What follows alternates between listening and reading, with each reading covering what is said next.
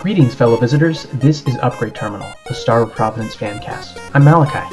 And I'm Nick. Welcome back to the facility.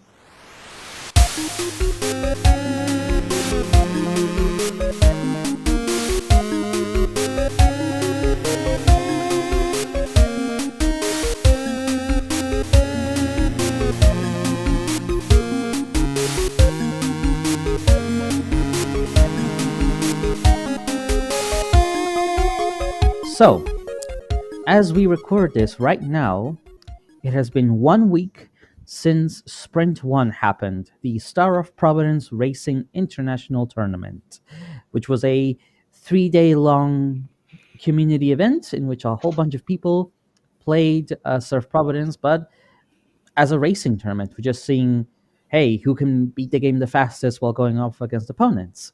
And that was a lot of fun, and it felt very timely to make an episode about that straight away. Right, Malachi? Yes, and I wanted to talk to basically some of the main organizers and staff of the event while Sprint number 1 was still very fresh in their minds. So today I'm joined by Nick, as always, and also our two guests today are Lilac and Vrt or Cat, who both were commentators for Sprint. So welcome. Hi. Hey, welcome back, Lilac, and welcome to the show, Vrt. Hello. For those of you who haven't seen Sprint 1, the entire tournament is available on Twitch now, will be available on YouTube later, and we will have it linked in the show notes. You should definitely check it out. It's very exciting. Yep. Before we get to that, though, we're going to start with something nice that happened to us this week, as we normally do, when we don't forget to. Well, how about we let our guests take over it first? So, Taylor, how about you? Well, that was a long tournament, and it did leave me very tired. But this week, I actually started looking at new apartments. To make a long story short, I have to move out of this current apartment due to things that happen beyond my control. It's not for this particular show for me to talk about it. Other people have talked about it, but I did a bunch of apartment showings, and I finally got myself signed up and signed into a new apartment, and I will be moving in 2 months. Congratulations on finding a new apartment, Lilac. Thank That's you. awesome. Mm-hmm. And that is all because that is always an incredible battle. Oh God, it is. Yeah. Yeah. Were you working with a realtor or just kind of going on your own? Doing it myself. Okay. I've always done it myself. And after moving 10 plus times in my entire life, I've gotten really good at finding apartments. And this one's pretty good. There's only one disadvantage with it. It is in a flood area, so there is a bit of a flood risk. But does that area often flood? It's right next to a lake. So yeah, but it's very pretty. It's very pretty, and it's got lots of amenities, and I think I can take that risk. Because that's kind of the inherent thing with trying to find a good place, is that sometimes you have to you have to let go of certain things. Like I wanted a place with a garage. The other place only had underground parking. It was $50. I'm like, no. But this one is also a 2-bedroom, so I will have again another room that I can just stick my office in. So it's perfect. Yeah, that's wonderful. Is there a path around the lake? It's a big lake. So really? Yeah. But if you'd be able to fish in that lake.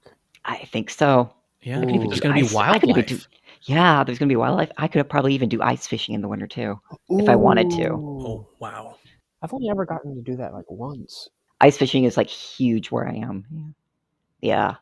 But yeah, I can get insurance for flooding anyway. So if things go horrible in the summer when we get a lot of rain, then there's my insurance. So yeah. All right. Really, really good news, Taylor. I'm glad. Yeah, congrats. Yeah. All right, Kat, what about you? What's something nice that happened to you? Well, at the moment, I don't lead a particularly interesting life. There's not a lot here and there, but for the weekend recently, my parents and I got a set of fishing rods to use for trouting. So we've come up to visit my grandparents to like spend the weekend, spend time with them, but also to go out trouting. And we did that earlier today. We unfortunately didn't catch anything, but we also didn't lose any hooks. So, swings and roundabouts. Oh, that's nice. What kind of trout are you catching? I don't actually know the specific kind of trout. I probably would if I actually saw one of them, but like the only time I think I have managed to actually catch a trout was a couple of years back, and it was this teeny tiny little thing that was like maybe no bigger than a sardine that the hook had actually gone clean through the head of. Oh man. Oh my goodness. Yeah, no, it was tiny, and that's the only trout we've ever managed to catch. When I've gone like cod fishing, we've had better luck with cod. Yeah. But cod fishing is very, very different from trouting. Yeah. So you're trout fishing on a river, right? On a lake. On a lake. Okay. Oh, then maybe you can give Lilac some tips then on how to go fishing. Yeah, there's a future collaboration. I'm biased. I like fishing. Fishing goes back in the family on my mom's side. So, like, ever since we moved up here and have had more access to being able to fish, it's just been really nice. What do you like about it? I think that the thing I like most about fishing is just the whole fact that it's such a simple, almost mindless task. Meditative? Kind of, almost. You cast your line out, and then for a while you kind of just forget that that's something you're doing. And like if you're with people, you chat with them, and like other than that, it's like remember to reel in the hook sometimes if you catch something. Cool if you don't. You still had a good time outside if the weather was nice. Yeah. Well, it's neat that you persevere. I mean, you said it was 3 years ago that you caught one tiny trout, and yet you still go trouting. I mean, that's admirable. Seems to me that it's less about the getting trout and more just the activity itself. Oh, absolutely. Yeah. I mean, it's something where you get to do something in the presence of people, and to me, that's something that's always really nice. I saw a Blue Sky post by Slow Beef, who is a well-known fan of Star of Providence, yesterday, and it says, "Daughter, I don't understand fishing. Why do people like it? Me, it's like a slot machine, but in nature." I thought that was pretty funny because there is some excitement when it's like, wait, what's on the line? What is it? Yeah, and sometimes it's a fish, and sometimes you caught bottom. Yeah, sometimes it's a boot, like in Animal Crossing. Sometimes you manage to catch a crab even though you're fishing for fish and are confused how that even happened in the first place. I'm sure the crab is very confused as well. Yeah. You can still enjoy the crab. Yeah. Not what you're fishing for. I mean, are you going to turn it down? Oh yeah, is the trouting catch and release, or are you taking them home to eat? I believe that when it comes to trouting, it's like fair game for like catching for meals and such. I know when it comes to cod fishing, that's rather heavily regulated here because like they kind of have to. There was in the past overfishing problems. Yeah. Yeah.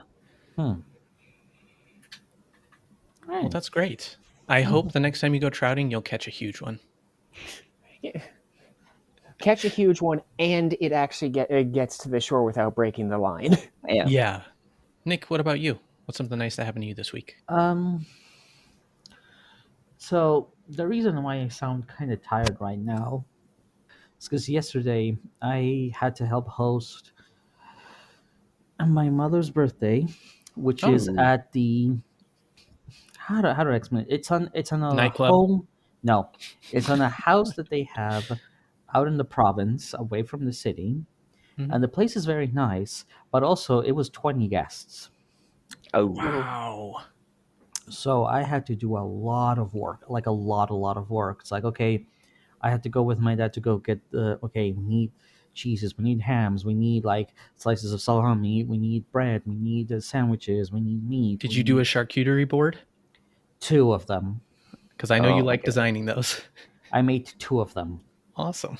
And Oh there my was goodness. still left enough to like put another table down full of things. Uh-huh. But so that was a lot of work. But the thing that I enjoyed the most was that one of the things that my dad has is like, okay, we brought over some wooden benches that my dad made, Mhm. and we put them out on like I guess technically it would be a kind of back porch in a sort of way, something like Mhm. that.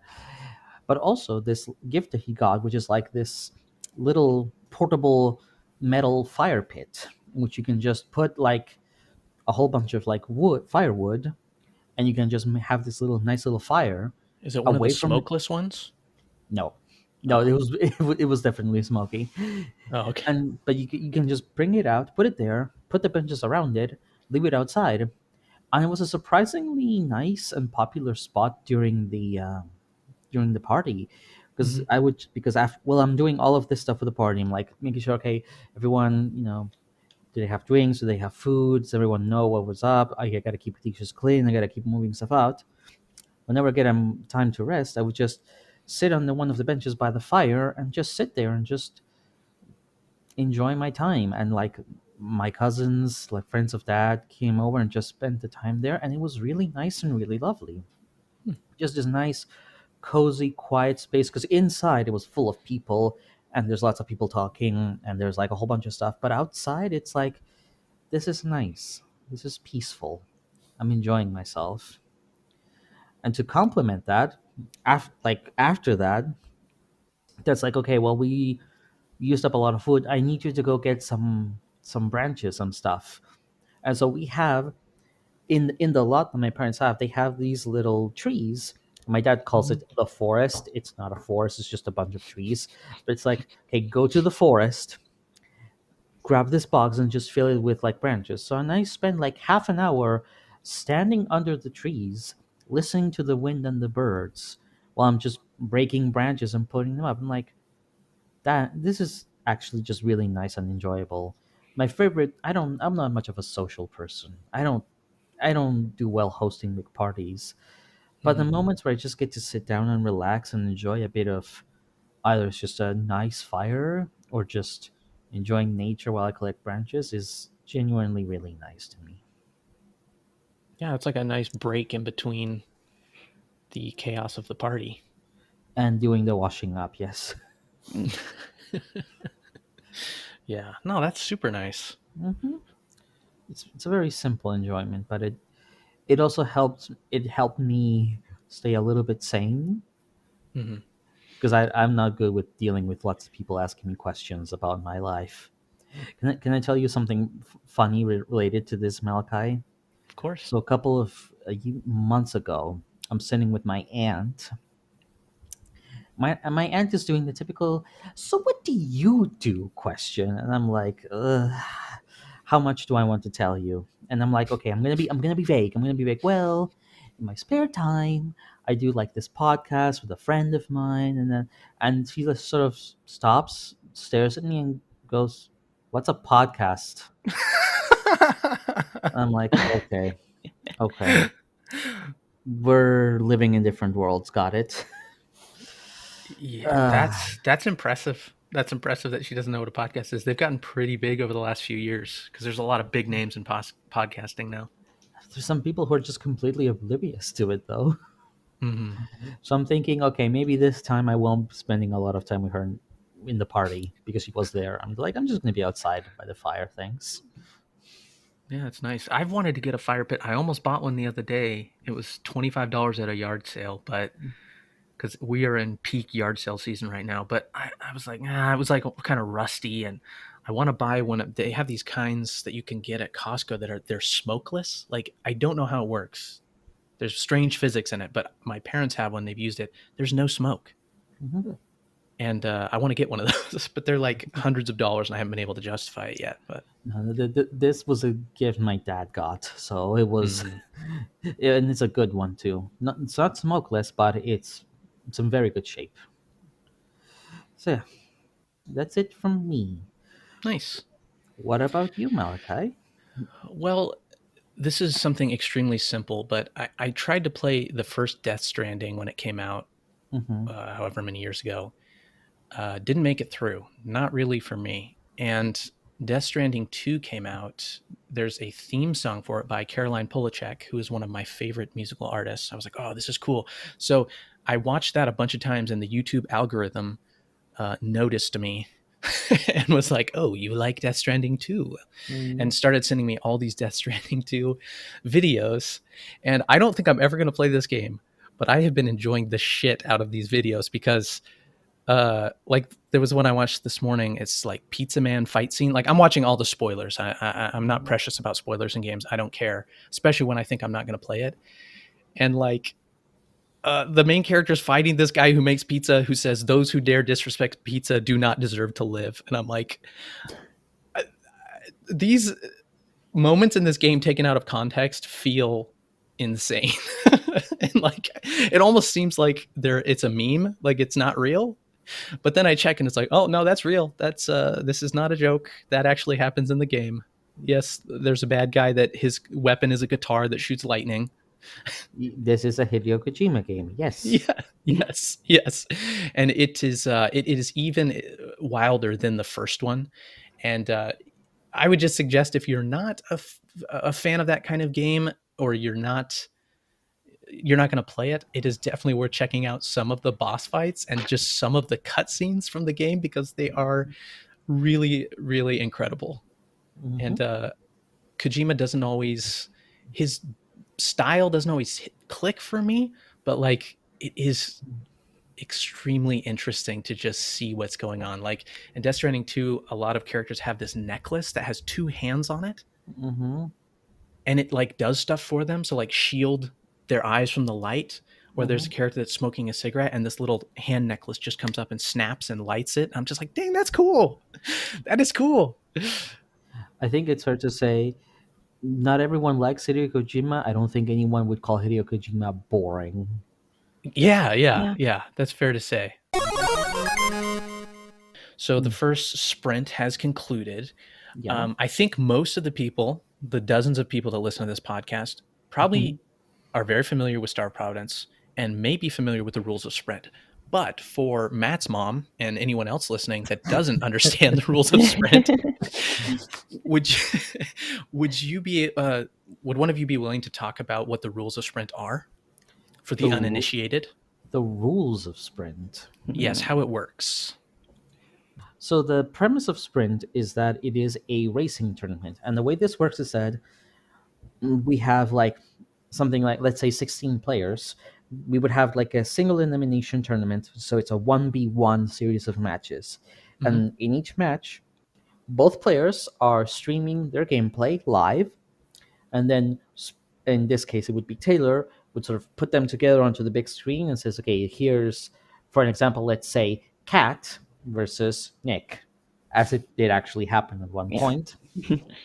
And so what we're supposed to do is, like, we are both given a random seed, which is like just this random number which determines what the layout of the levels will be like, what weapons and upgrades we get. The important thing is that we get the exact same layout or level generation.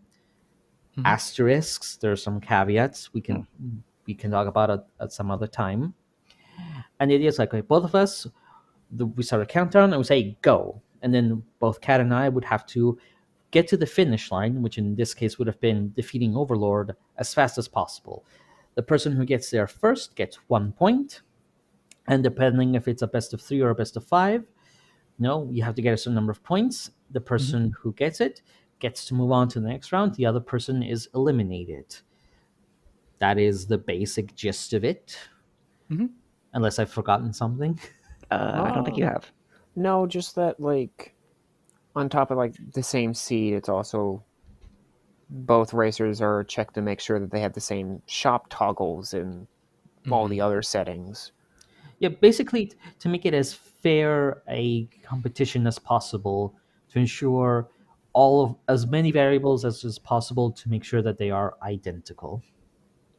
To make sure that the only variables that occur are things that occur within the run. Like, say, one person takes an upgrade terminal, but the other person decides, no, I'm not going to do that. I'm going to go to the next floor. Hmm.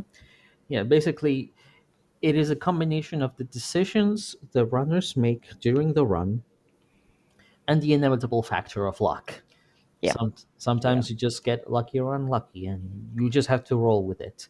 The idea is that hopefully the better racer will consistently make the better decisions enough that they will win the encounter. What specifically about StarProv makes it good for this kind of tournament? I can answer that one. It's Yeah, go basically for the it. seating. The way that seating works in this game is that, like Nick said, that the numbers that you pick, they're always going to be consistent. And on top of the consistency, getting to F5 and even to F6, it's not very long at all. Hmm. Like at the worst, I think our longest times have been like 15, 16 minutes for Yep. That individual sounds racers. right, yeah. Yeah. And even for F6, I mean, the slowest F6 times that I've had were like approaching 20 minutes. They can be quick. And that's what makes it really good for like back to back to back to races like that. And on top of the consistency of the seating and the speed at which you can do a lot with that. Hmm. Yeah, I concur with all that. And I think it was also quite inspired, like, this is very nice with roguelikes too, because Sprint was sort of like inspired off of Crypt of the Necrodancer, because I know Nick and I have both been racers in Condor years and years and years ago. Technically, I was never in Oh, Condor. right, you were at the The Coda one. the Coda ones. Yeah, you were at the Coda ones. I did. I think I did Conduit at one point. I got pretty Yeah. decently far, but Okay, so to explain a little bit, the Crypt of the Necrodancer community has the Condor and Conduit tournaments. It has been a while since I've gotten over their structure, but the important thing is when we started this endeavor. By the way, I will put this out right now. Originally, it was not called Sprint; it was called Monorail for the longest times, from like 2020 to like 2023. We changed our name at the same time the game did, and Monorail was in part founded by Ronkley and Squega, both of whom were very much present in the Crypt of the Necrodancer scene. And yeah, so they used the Condor and Conduit tournaments from Crypt of the Necrodancer as kind of like as a building block. yeah, as a template for Mhm. how a tournament of this sort would be run. Yeah, I have to say I really like the name Sprint. Thank you. That Taylor and That I was me. came up with that one together. Yeah. Yeah. I like it. And this is no shade to Monorail, but I do like it more than Monorail because Monorail is an actual thing. And when people hear that, they're going to be like, what? And also A the fact, monorail race? and also the fact that Squega named it because the joke was like, oh, we have a railgun, but like the railgun's actually really bad for racing. It's bad, yeah. It's slow. And we're like, well, we should probably not have a name that makes people in the community think of the slowest weapon. Yeah, Yeah. I saw one of the matches in the sprint where I think it was Melty Mage. Correct me if I'm wrong, but they took a railgun and lost because they had the railgun. Yeah. I think That's they were definitely fighting Overlord and the it was just too slow. It's like, oh yeah. my gosh, if you wouldn't have chosen this, you would have won. Yeah. Anyway, Uh, thank you for detailing that. I think two of you were competitors, Nick and Kat. You both competed this competition, right? Yep. Correct. What was for both of you, and Kat, we'll start with you. What was one of the most intense parts of your races that you were in? Gee, I wonder. Going up against Nick. Sorry about that. It happens. Sorry. Like I said it during the races. I will keep saying it because of the nature of the bracketing and being at least decent at speed running. Mm-hmm. It's inevitably bound to occur. But there was also like something about, and I think it's because knowing when it comes to Star Providence is the only game I really speed run because it's just kind of fun because you're still playing the game as you would. You're just doing it at a quicker speed. There's no, oh, you've got to do like 3 different button combinations, frame perfect, and if you don't, reset the run. It's you kind of roll with the hand you're dealt, and sometimes that's absolutely legendary, and sometimes it's Garbage. It's 4 weapons in a row where a reserves pea shooter is just better. Yep.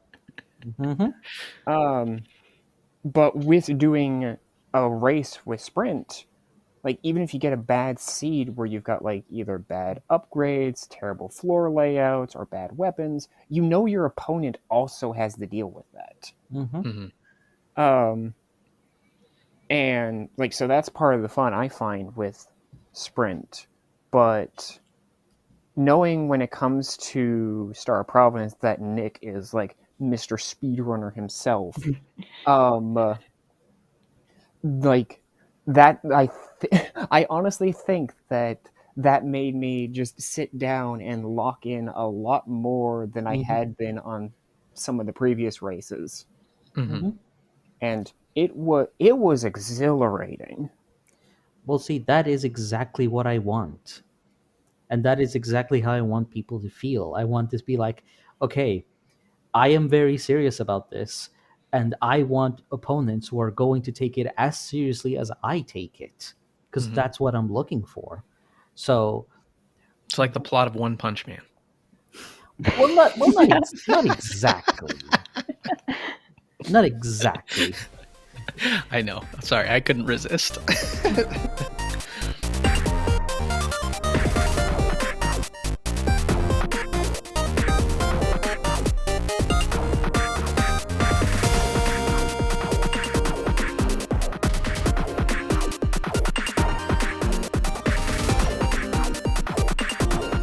But Kat, I like that you also mentioned like the consistency of seeds. I hadn't thought about that, and that is kind of comforting. Like you encounter bad weapons, and it's like, oh, I because of the consistency, and Lilac, you touched on this. Yep. Because of the consistency of the seeds, the challenge is closer than it would be maybe in some other roguelites. So. Yeah, exactly. Yeah. It's like if you like you break open an upgrade terminal, and it's like, you know, focus, stealth, and blink. You sit there and go, "Oh, that's like utter garbage." But at least my opponent probably will also have to deal with that if they go this way. We both get to eat hot garbage together. Yeah, the upgrades sometimes have a little bit more variety because, like, the upgrades, because they're in a pool rather than just being created on the destruction of the weapons terminal. I'm guessing that's how that works. I think so, yeah. It means that there's a lot more variance in what shows up in the upgrade terminal, which again can lead to some very interesting things, because if 2 people either pick 2 different upgrades or one just doesn't pick an upgrade, suddenly the upgrades are going to shift. Yes. Maybe one person gets scanner, but the other one might get quickening. Yeah. And it's not like, oh, well, you'll see these ones sooner or later. It's like, no, it's completely re-rolled, and you cannot predict what the pool will be. And so you can have in the situation where you think, oh, it would actually be better if I could do this run again and not pick this upgrade so that the next one would be better. And that's an interesting thought, but also you're in a race. You don't have that luxury. You just have to roll with what you got. you've got to roll with the punches and also debate on the fly whether or not it's worth the time sink to go looking for that upgrade terminal that may give you something good, or if it's like, no, I need to go because it could just be useless.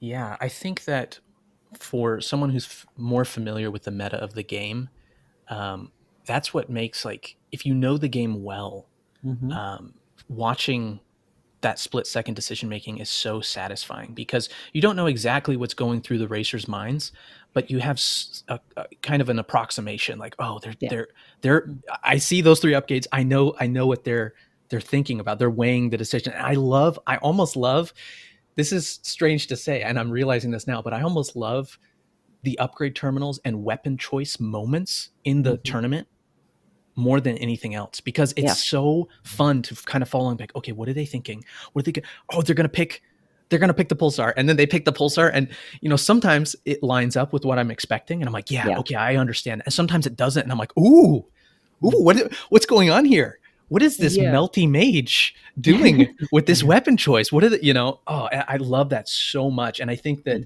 I'm surprised to just realize that now, that, like, what, I think those split second decisions are probably the most entertaining part of Sprint for me. Well, the thing is, the weapon and upgrade choices are, there is the component of, like, okay, you need to know how to clear rooms and bosses, but, like, those decisions you make are the thing that enables the run to go fast, or inversely are the thing that kind of cripples your run such that the other person can overtake you.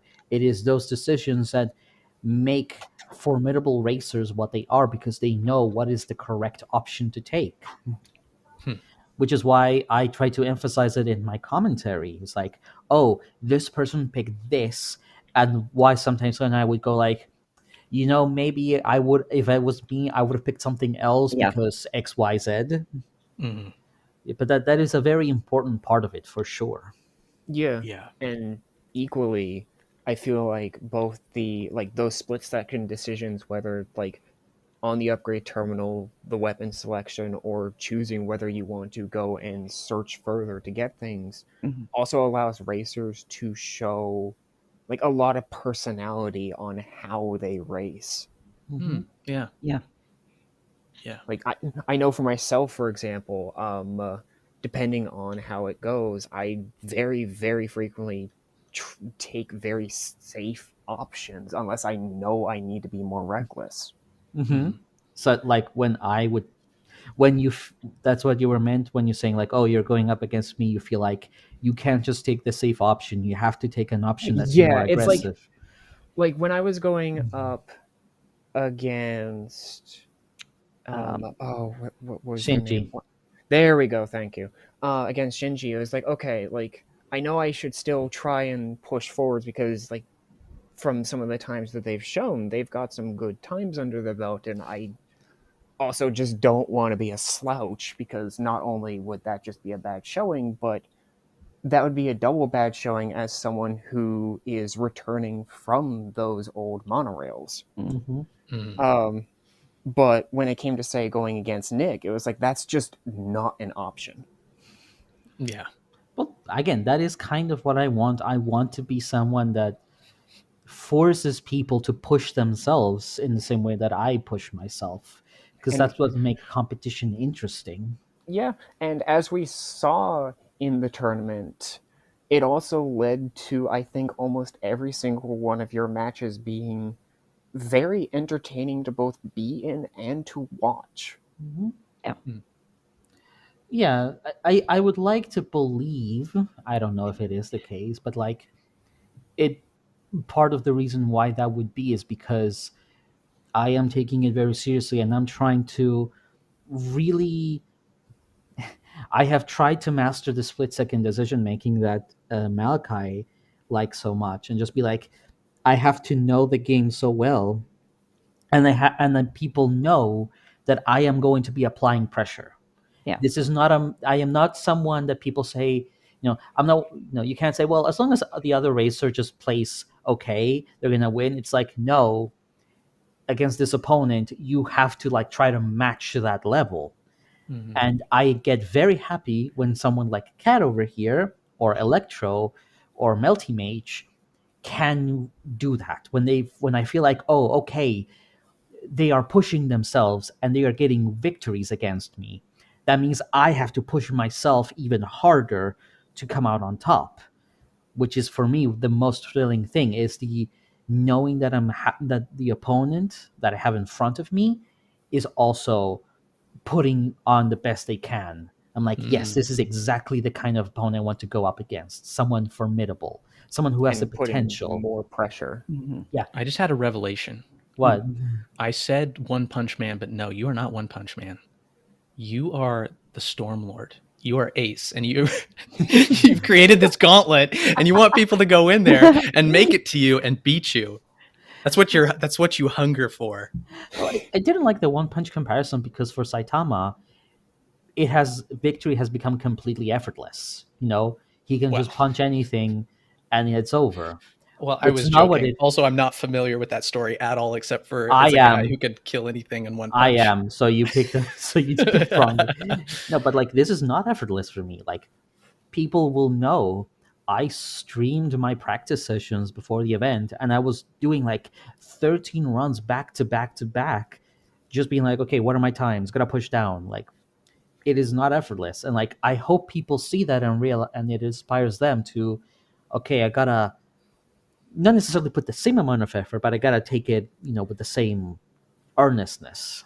And on top of that too, you have to recognize there's so much more to the game that you need to look into than just the most efficient way to get through a floor, what rooms you don't need to get into, bombing into shortcuts, what are the most viable upgrades. And as we saw, the most viable upgrades have been scanner or quickening.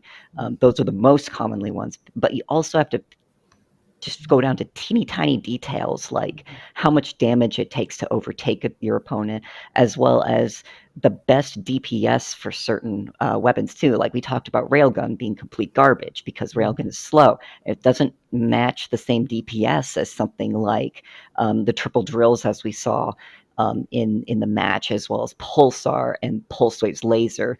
Those things chew through enemies like nobody's business if you know what you're doing. But also little details like Pulse Wave's laser is really good. Pulse Wave's piercing laser is not bad. as good. Yeah. And you need to know all those little things because that can make the difference between winning or losing. And that's why I want to have more of these showcase events and more sprint tournaments so that people are able to watch these events and learn okay, what's the most effective thing to do. Yeah, but it's a lot of work to put one of these together. It's a lot of work, yeah.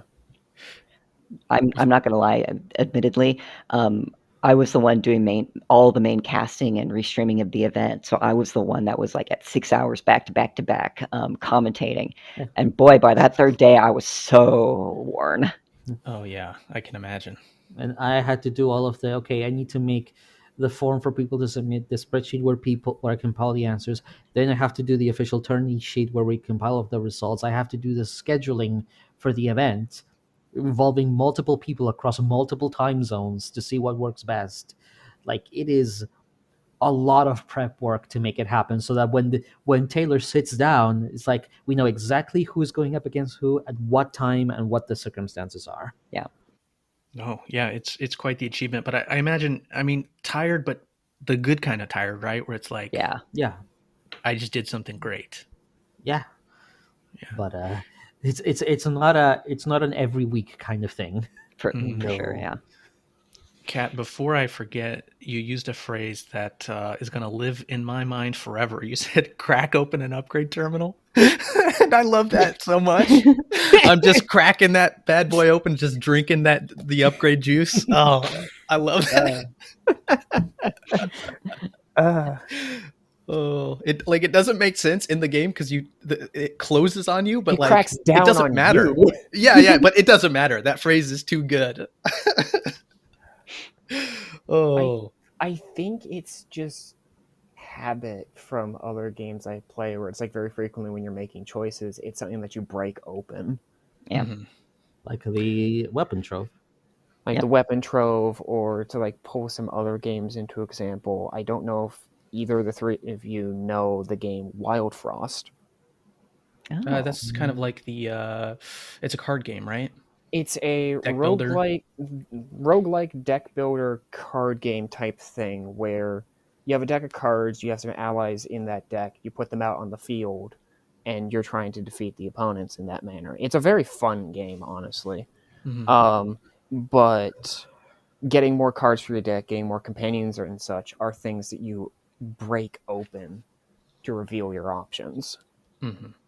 Well, I am very glad you said that, because I'm going to think of it every time I go into an upgrade terminal going forward. I'm glad.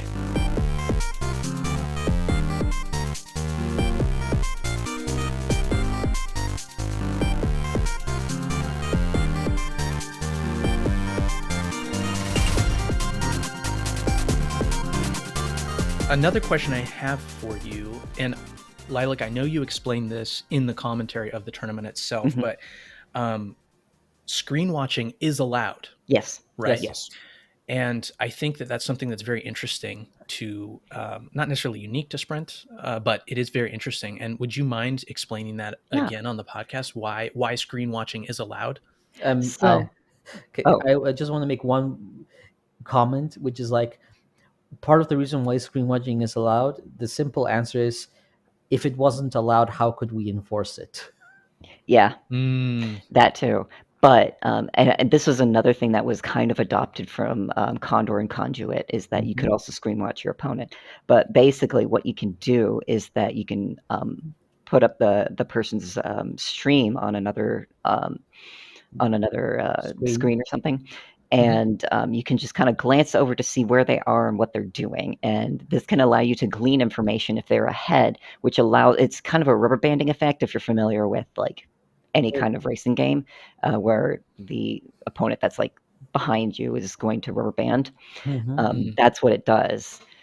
And it's also kind of a skill too, like being able to collect as much information as you can from somebody else's screen who may not have the map up all the time, that you may not be able to catch what they have, as well as being able to like do what you're doing in racing. It's a skill as well. And sure. Yeah. I also know that what some players would pull up the Sprint stream itself. Yeah. So they would not only see the opponent's screen, but they would hear Sprint commentary. Yeah, we've had some folks do that. Yeah. Which is another layer of like, okay, I have the information of the commentary team being pumped straight into me. But I also contemplated, there's nothing stopping, say, one person from being on a call with a friend. The friend watches the stream of the other player, and that friend is feeding information directly. Don't go right, don't go right, go left, go left. Yeah, that could happen. It could happen. Yeah, it's a lot more difficult though, because the flaw of streaming and restreaming is that people are going to be behind, and this is something that you'll see. Not every single racer is going to be going down or starting as we did 3, 2, 1 go. You see sometimes there's delays, and the delay can also cause issues. So you have to recognize that there's going to be quite a few seconds of delay, so you're not able to get all the information as you can instantly because ping. I definitely, that was my first thought when you said that people were watching the commentary, because what I did is I had people's individual streams up and the commentary at the same time. Yeah. At some points during the tournament, just to compare, and that the commentary was behind, and like you said, that's inevitable. So I think if I was racing, that would almost drive me crazy. Be like, what? The commentary's talking about something that happened 10 seconds ago. And I may have, like, part of the reason why we had me doing most of the restreaming and all that is because I have monster internet. I have fiber optic. Oh, so I got 1 meg internet, and that's probably going to continue. That's going to retain, because I'm once I move, I'm still going to have that really good internet. The lake will amplify it. Yes. Yeah, I don't have internet that good, so if it would if it had been me, it would have been like another 10 seconds. And like,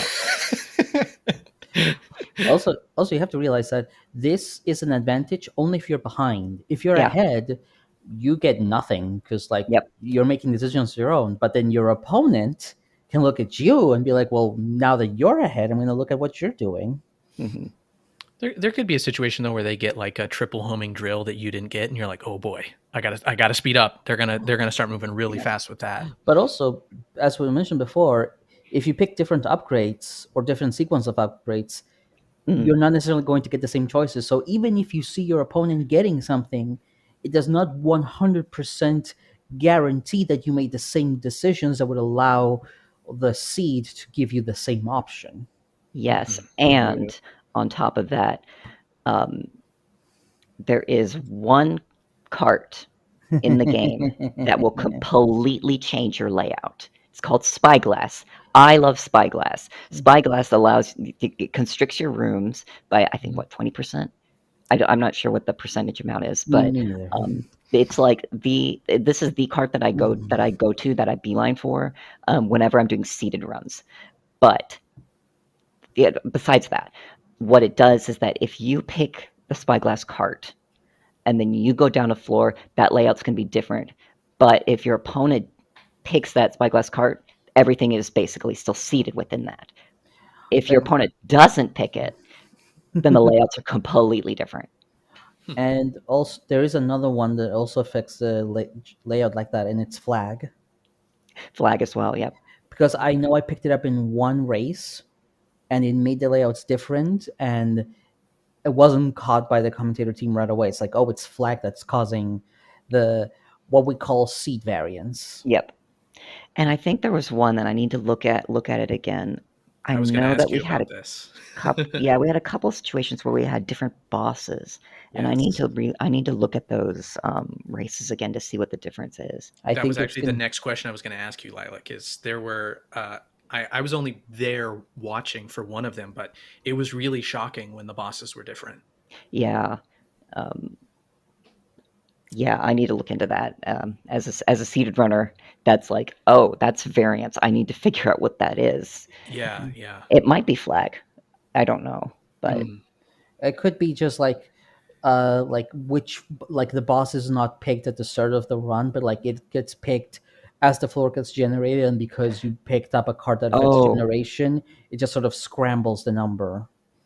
That, and I remember one thing, and this was an issue back in Monorail, and I thought Alex fixed it. Key salvaging. Yes. So to explain, obviously the game uses seeds to sort of generate all the random events, and in theory, if you generate all the same random events, the two races should have exactly the same result.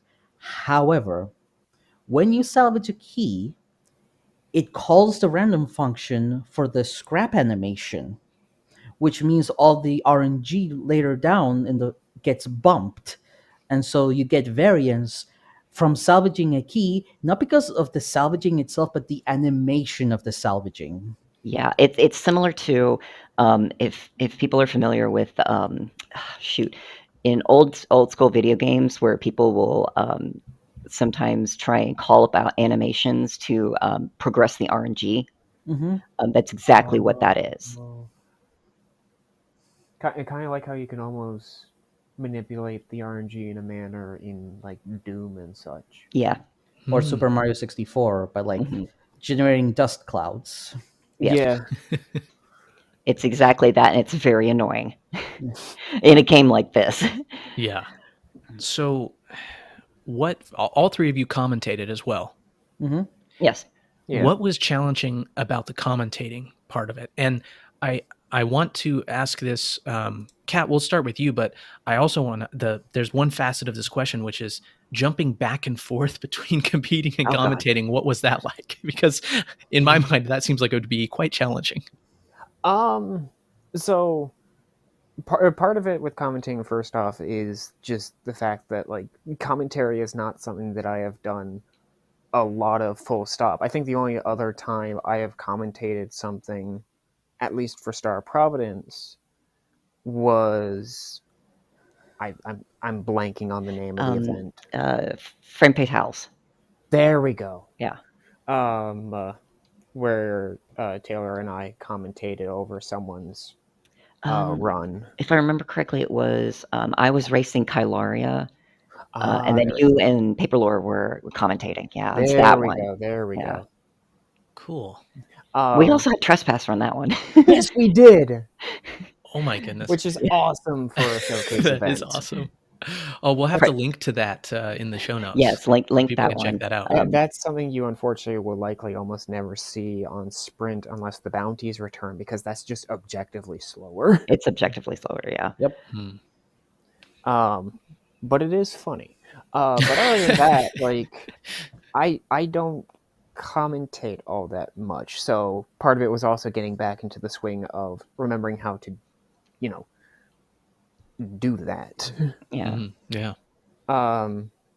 But as for going between having been being a racer and then being a commentator, there's a bit of remembering that's like, oh yeah, I've got to, there are two screens that need to be watched here, not just one. And sometimes figuring out when you bounce between one to the other, all that fun jazz. Huh. Yeah. Okay, Taylor, do you have anything to say apart from just doing it for 5 hours? Doing it for 5 hours for 3 days. Save your voice for one. Allow your other commentators to kind of let you kind of take a break for a little bit as well. That's one thing to help save your voice, but also when it comes to bouncing in between, I always have to mind myself when I'm bouncing, because sometimes I tend to favor the one who's ahead. So I have to bounce back occasionally just to see the other opponent, because the important thing and this is something that I've learned over the course of 3 days of commentating, is that being able to point out not just what players may be doing wrong or mistakes, but also emphasizing when they're doing things right. Because, and this is something that I've learned from Taekwondo, actually, doing a little bit of teaching, is pointing out when people are doing it right so that they can retain that information, oh, hey, this, complimenting, certain decisions that are made, commentating on quickening decisions, because most of the time, with quickening decisions, it's okay, are they going to proc it immediately, or are they going to wait for Overlord? Both very viable things to do. Recognizing, which weapons that they might have that are picked, trying to not get frustrated. I have been frustrated a few times, but also having to recognize, hey, these people are under a lot of pressure. Yeah. I'm the one that's sitting back and talking here. That, and of course, at least for our first sprint, I think there was only 4 of us that were previous veterans from Monorail, and the rest was new blood. It was myself, you, Cat, Bear the Dice, and Doc McStuffins. Yes. Yeah, which I think we also were hearing from a lot of the racers between their matches that not only was it this is their first time speed running Star of Providence, this was their first time speed running full stop. And remembering my own first times, I don't know what it was like for you two. It's remembering that stress of this is a lot to have to get into your head. Yeah, it's I try to remain conscious of the fact that this is a very difficult thing to do, especially if you're trying to do it fast, because it's easy to just be it's relatively easy to just play the game. It's a different thing where don't full clear, optimize weapons for speed, know the boss strats, bomb into shortcuts, and also you're trying to keep all of this stuff in your head, because that's something that I know I've become very experienced at, is okay, how many bosses in this floor? How many have I killed? Have I got the weapon? Have I got the upgrade? Have I visited the shop? Have I found the secret? All of these little things, are there keyword stones in the shop? Just keep all of this information in my head at all times and make decisions in a split second based on the information I retain, which is a lot. Some players, for a lot of people, it takes a lot of time to get to the point because they have to be like, okay, wait, I need to recheck all of this information. I need to just like double check. And you are hoping to eventually be able to do that almost second nature. Yeah. But it takes a long time to get there. And it is intimidating for a lot of people. That being said, you got to start somewhere. And I would say this might not be the worst place to begin. Yeah, we're early. We're starting. Everybody is mostly like has like the similar level of experience. Like even with me, like monorail was the second event that I went that I had seriously raced in. First one being, of course, Conduit, but that was like years and years ago. And going from that and into being the serious seated speedrunner, like eventually you do pipeline once you start to learn, all the little intricacies. But yeah, and also it's just fun. Yeah. Yeah. I agree.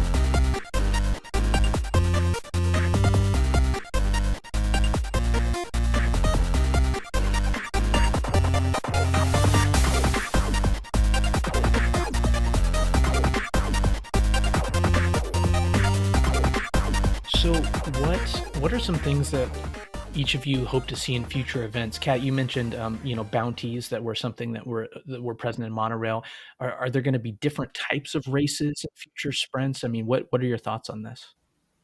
I know some ideas got thrown around both during the commentary of Sprint and also just in the background of like either doing 2v2 team that was my idea, tournaments, or also bingo with Star Providence. That's Taylor's. Which in bingo just sounds like it'd be really fun. And even the concept of like, that does sound fun. You've got 4 people, 2 teams of 2, all on the same seed, but you've got 2 people who can communicate with one another to give ideas. It's basically taking the idea that was mentioned of like one of the racers sitting in call with a friend while that friend watches the other person's stream to the actual racers. Yeah, but the idea would be like all 4 of them are racing, but it is like, okay, if in each team of 2, one player can like, okay, I'll go left this floor, you go right, and they're in real time sharing the information. Yeah, this is actually something that I've seen. I used to watch a lot of like Zelda speedrunning. Their randomizer community for Ocarina of Time is like incredible. Shout out to those guys. But they actually do co-op tournaments like that too. Oh, cool. And I think that would be a lot of fun for Star Providence. Yeah, I think that would be fun too. And one thing I just thought of is because the whole concept of having someone in your ear talking to you, if it was made explicit that like each contestant has a coach, that would be interesting too. I think where it's like, although in that instance, I don't know if you want to allow screen watching, but you could have someone coaching you like, hey, this is. I think this is what you should take, and they are a team, but they kind of one person. It's almost like one person is in the. This sounds like an F1 pit crew. Almost. Exactly. Yeah. That's what I was kind of thinking. It's like a pit crew where they're like, "Hey, this is what you need to do." What one person is the racer and the other one is your mission control. Yep. Yes. And that's actually something I considered thinking about too, is coaching streams basically. So I take a lesser experienced person or someone new, and kind of coach them on, hey, here's the decisions as they go down a run. I've seen a few Balatro streams like that too. I think Ruffle Light has done some coaching, or has been coached by some more experienced multiplayer folks. I think Bean was one of them, but that's also an aside that even Balatro has a co-op multiplayer tournament scene. It's ridiculous. It's also cool to watch, but and I've been learning. I've kind of like absorbed a lot of like the information, like what they do, and how they work as well, between ZSR and Major League Vrt and all that, because like there's a lot of racing leagues on top of like just this, and I encourage anybody to even if they may not be that into Star of Providence, to at least check out the racing leagues, because I think a lot of these like roguelikes and randomizers kind of deserve to have like more eyes on them as well, because it's fun. It is. It's fun. It's fun, and the more you watch it and and kind of let yourself steep yourself in the mechanics a little bit, the more enjoyable it becomes to watch. It's worth checking out, and then worth sticking around to gain a deeper understanding of as well. As for me, I would just like there to be more people signing up for these. Yeah. If I'm completely honest, I would just Yeah. I would. So part of the reason why I want to make sprints is because I feel like there is a bit of a lack of community events in the StarProf scene, which is a bit of a shame. And like Sprint is one of them, and I would like it if not necessarily to have more sprints, but even just hey, we do like bingo every 2 weeks. That's great. That's something people can do together, play together for the love of the game. That's just really what I'm after. It doesn't have to be for this thing. Just let us play together more and like get more people involved, because I feel like there are people out there who they like this game, but the idea of like, oh, and I'm also playing it alongside others would like be something they would really love, and it would make them appreciate it even more. Yeah.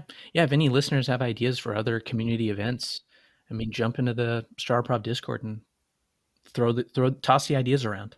People will be willing to entertain them. I just had an epiphany. Nick, you'll love this. The big events can be called Sprint. The smaller ones that we have on a more regular basis can be called Jog.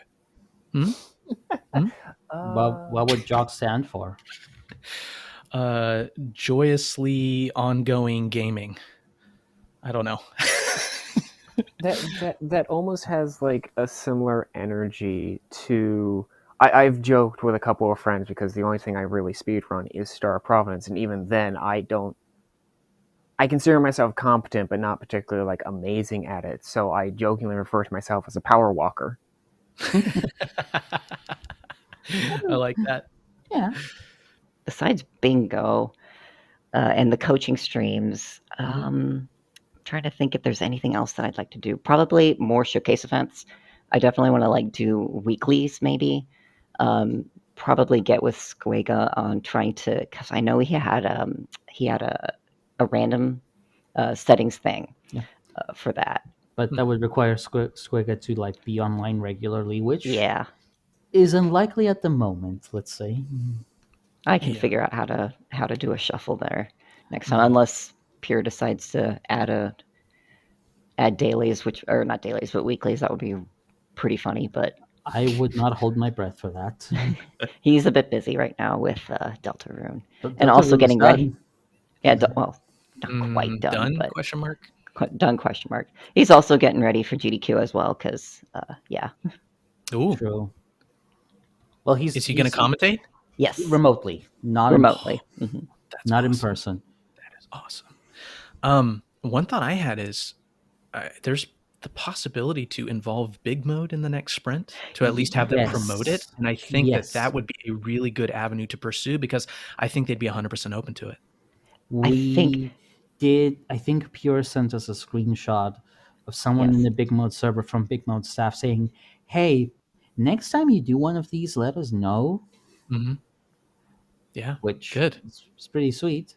Yeah, I mean, why wouldn't they? I mean, they can look at the track record and be like, oh, this is a cool event. We'll absolutely put our name behind this, you know? So definitely reach out to them next time. I think the single biggest thing that also came up with that is that if we were to do that, it'd probably be a good idea to have a bit more of an actual crew behind the scenes. Yeah, because we're real short staff in that regard. If you are interested, please let us know. We need extra commentators. We need at least a couple more restreamers.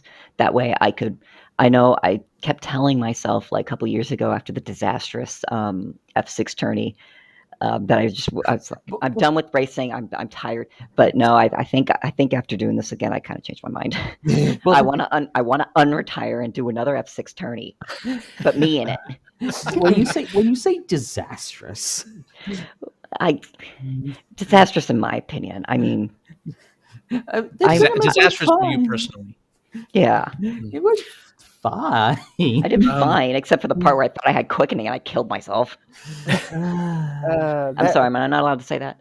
It's fine. It's fine. That tournament was. I mean, F6 on its own. I think because it's been so many more years, it's also like we've like all of us as a whole have had more time to like get better at that. Because like racing to F5 is one thing, racing to F6 is a completely different beast. Because not only do you now have to contend with a machine, you've also got to contend with what I would personally say, barring some of the glitch temple rooms and glitch rooms as a whole, is the hardest floor in the game. Mm-hmm. I think the other factor in this though is that when we did the last monorail, I think it was in 2001, and this was Relics of the Past. Sprint 1 is Into Oblivion. Into Oblivion has rebalanced a lot of the game and has made it just a tad slower in general. Yeah. Sure. So like you have to consider that an F6 tournament would be even slower than the ones than Monorail 4, especially if we're being comprised mostly of people who are not veterans, who are mostly inexperienced. At least doing F6 in a competition environment would be even slower. Yeah. And we do have a very real pressing time concern with these tournaments because we have limited time to do these and we're on a schedule, and if we go over, we start getting into trouble. So that's why I felt like at least for Sprint 1 it had to be F5. F6 might be a case of like maybe we just, if the people that sign up are more experienced, maybe if we do a lot of the coaching stuff, a lot of the dailies, people will feel more comfortable and more prepared to tackle F6, not just in terms of time, in terms of difficulty, which is a considerable step up. At least in the prepared part, because I feel like from what we saw from the exhibition races, because we had a lot of like races that wanted to go to F6, do intense lethality, etc., that people are very like confident to do that, but they can't actually see it through to the end. To do that in a sprint, in a speed running nature for the folks who are more inexperienced, it didn't go as well. But like with things like the coaching or just like giving them more time, I feel like that would become at least less of a thing. Because from what I remember of Monorail 4, even there we had a fair amount of people that would die because it's just a hard run. Yeah. In all of my practicing, because I've been doing a lot of F6 practices, and most of the time I've dialed back my speed, specifically because it's GDQ. I put my time limit as 25 minutes, which is like the I think 25 is the S time rank. Yes. I figured, okay, I can do that. And even then, I've dialing back. There's definitely some runs where I barely made it. My most recent run yesterday, because I did a lot of drawing yesterday. So I was already tired, and I decided to do an F6 run because I hadn't been practicing that much lately. And procking quickening on an F6 floor feels bad. Yeah. So that is another consideration of doing a tournament. Just like, okay, how likely do we think it is for people to actually finish races or actually practice too? You have to practice. Yeah. So a question I have for all of you, another question I have for all of you is, how often realistically do you think sprint can happen? The reason I'm asking is I know for myself, summer is basically really difficult for me to attend at this point in my life. And for people that are, I mean, if for people that are wanting to attend it, do you think that there's a chance in the future of doing it seasonally or changing the time period, or Okay, what are your so thoughts? monorails, they tended to happen roughly twice a year. Mm-hmm. I will Yeah. tell you that if we have more people, that increases the chances of them happening more often. Yes.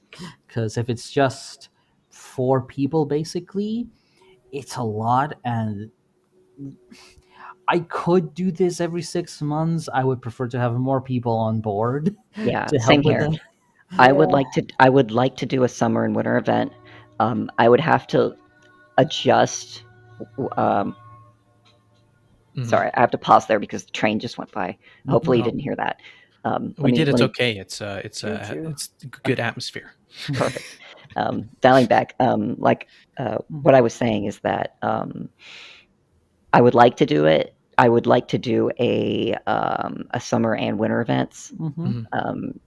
That's perfect time. I would have to adjust that because if I want to continue doing or attending things like GDQ and Power Up with Pride, those tend to also kind of have a very similar schedule. Like they have summer and winter events. It's very common to do that.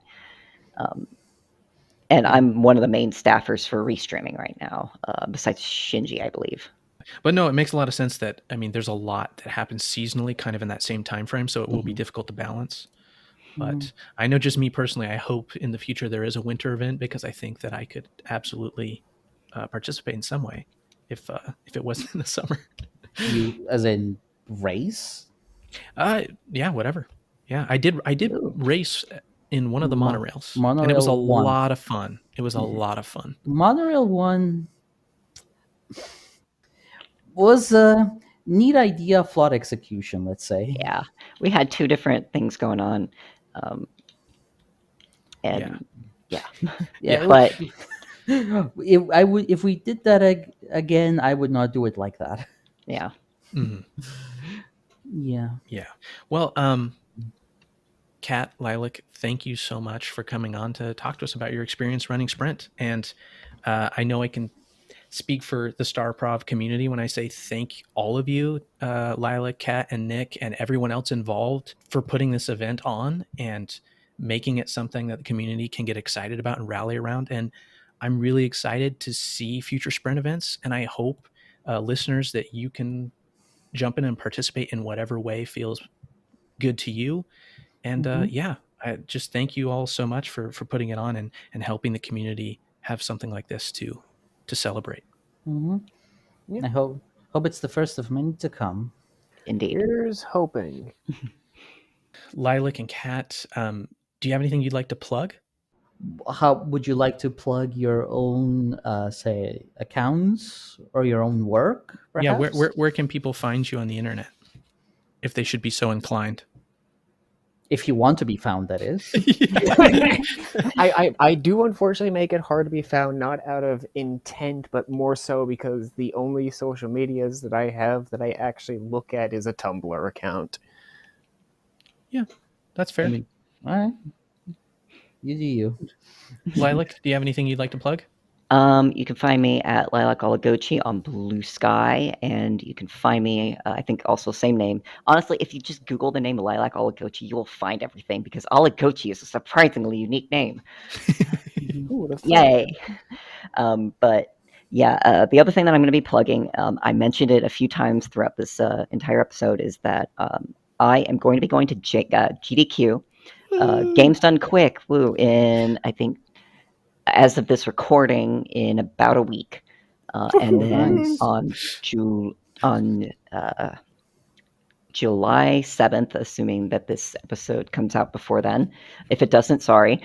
July 7th at around 10 a.m. 10 a.m. Central, I'm going to be running Star of Providence on the GDQ screen. It's going to be terrifying, but I'm excited for it. Pure Question is going to be co-commentating for me as well, so it will be quite the run.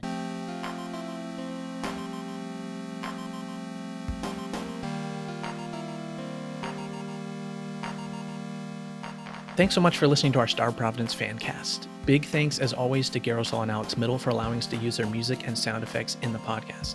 Our intro music was made for us by Garo, and we love it so much. Garo, thank you. Thank you so much, Garo. And if you like to hear Garo's music for Star of Providence, all of the soundtracks are available on Bandcamp. The first volume, the second volume, and the 5th anniversary edition volume, all of which were featured in the Sprint 1 stream. So go check it out. If you have any comments or suggestions for the show, you can reach out to us on our Discord server. We will post the server link in the show notes. And there you will find fellow pilots to talk with and discuss the show. Thanks for listening. We'll hope you'll join us next time. This is what you came for, isn't it? So be it.